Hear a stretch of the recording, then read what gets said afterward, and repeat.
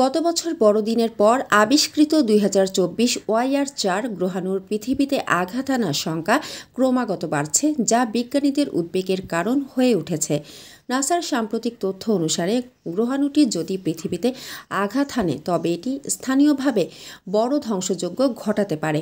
প্রথম পর্যবেক্ষণের পর নাসা জানিয়েছিল এই গ্রহাণুর পৃথিবীতে আঘাত হানার সম্ভাবনা মাত্র ১.৩%।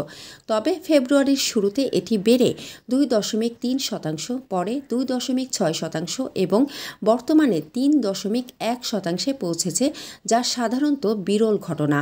নাসার জেট প্রোপালশন ল্যাবরেটরির নেভিগেশন প্রকৌশলী ডেভিড ফার্নকিয়া এক সাক্ষাৎকারে জানান, ২% বা তার বেশি সম্ভাবনা আমাদের জন্য যথেষ্ট গুরুত্বপূর্ণ।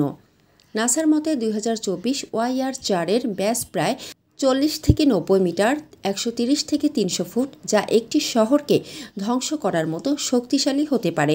যদিও এর পৃথিবীতে আঘাত হানার সংখ্যা এখনও কম, তবে এটি ১% সীমা অতিক্রম করায় আনুষ্ঠানিকভাবে অন্যান্য মার্কিন সংস্থা, মহাকাশ মিশন পরিকল্পনা উপদেষ্টা দল এবং জাতিসংঘের আউটার স্পেস অ্যাফেয়ার্স অফিসকে সতর্ক করা হয়েছে।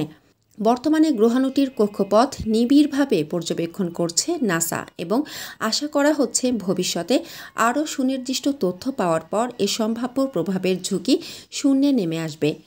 প্রসঙ্গত, ২০২৪ OIR-৪ প্রথম ২০২৫ সালের ২৭ জানুয়ারি চিলির asteroid terrestrial impact last alert system ATNAS এর মাধ্যমে মাইনর প্ল্যানেট সেন্টারে রিপোর্ট করা হয়। মানসম্মত হাঁস ও মোরগের চাহিদা পূরণ করতে আল আমিন হালাল লাইভ পোল্ট্রি রয়েছে আপনারই পাশে।